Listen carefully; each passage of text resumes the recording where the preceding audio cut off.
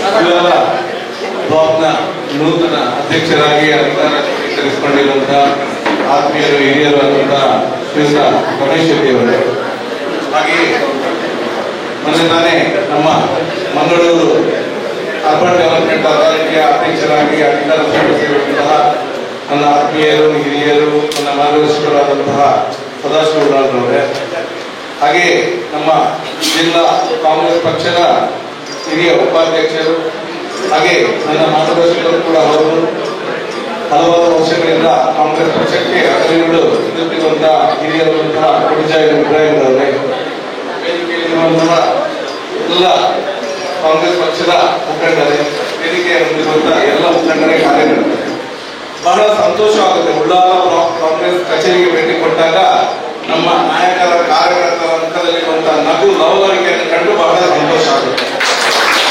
ಇದನ್ನು ಉಳಿಸುವಂತಹ ಕೆಲಸ ನಾವು ಯಾವತ್ತೂ ಮಾಡಬೇಕು. ಇದನ್ನು ನಾನಂತೂ ಖಂಡಿತವಾಗ್ಲೂ ನಿಂತು ಮಾಡ್ತೇನೆ ಅಂತ ಹೇಳಿ ಯಾಕಂತ ಹೇಳಿದ್ರೆ ಯಾವತ್ತು ಕಾರ್ಯಕರ್ತರ ಮುಖದಲ್ಲಿ ನಾವು ನಗುವನ್ನು ಕಾಣ್ತೇವೆ ಅವತ್ತು ಪಕ್ಷ ಖಂಡಿತವಾಗ್ಲೂ ಸಂಘಟಿತವಾಗುತ್ತೆ, ಬೆಳೆಯುತ್ತೆ ಅನ್ನುವಂತ ವಿಶ್ವಾಸ ನನ್ನಲ್ಲಿದೆ.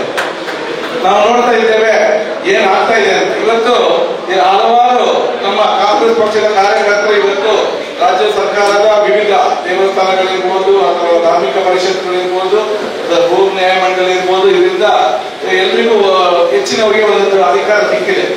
ಇದು ಯಾಕೆ ಸಾಧ್ಯ ಆಯಿತು ಅಂತ ಹೇಳಿದ್ರೆ ನಾವು ಉಳ್ಳಾಲ ಕ್ಷೇತ್ರದಲ್ಲಿ ನಮ್ಮ ಶಾಸಕರನ್ನು ಹೆಚ್ಚಿನ ಮತಗಳಿಂದ ನಾವು ಗೆಲ್ಲಿಸಿಕೊಟ್ಟಿರೋದ್ರಿಂದ ಇದು ಸಾಧ್ಯ ಆಯಿತು.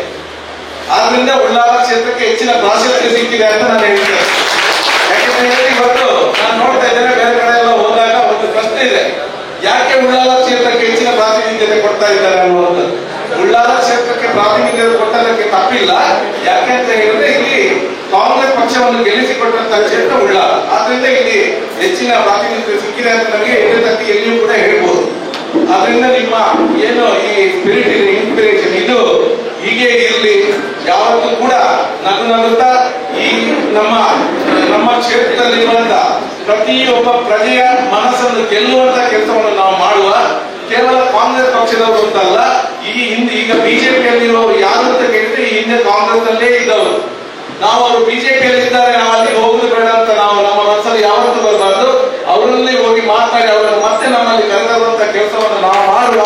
ಖಂಡಿತವಾಗಿಯೂ ನಾವು ನಮ್ಮ ದಿವಸಗಳಲ್ಲಿ ನಮ್ಮ ಜಿಲ್ಲೆ ದಕ್ಷಿಣ ಕನ್ನಡ ಜಿಲ್ಲೆ ಅಂತ ಹೇಳಿದ್ರೆ ತುಳುನಾಡಿನ ಇದರಲ್ಲಿ ಒಂದು ಇತಿಹಾಸ ಇರುವಂತಹ ಜಿಲ್ಲೆ, ಎಲ್ಲರೂ ಅನ್ಯೋನ್ಯವಾಗಿ ಬಾಳುವಂತದ್ದು. ಇಲ್ಲಿ ಯಾವುದೇ ಧರ್ಮ ಜಾತಿ ಇರಬಹುದು, ಪ್ರತಿಯೊಬ್ಬರು ಪರಸ್ಪರ ಗೌರವ ಕೊಟ್ಟು ಬಾಳುತ್ತಿದ್ದಂತಹ ಒಂದು ಅದ್ಭುತ ಹಿನ್ನೆಲೆ ಇರುವಂತಹ ಒಂದು ಮಂಗಳೂರನ್ನು, ದಕ್ಷಿಣ ಕನ್ನಡ ಜಿಲ್ಲೆಯನ್ನು ನಾವು ಮತ್ತೆ ಅದೇ ಪಥದಲ್ಲಿ ನಡೆಸಲಿಕ್ಕೆ ನಾವು ಕಟಿಬದ್ಧರಾಗಿ ನಿಲ್ಲೋಣ ಅಂತ ಹೇಳಿ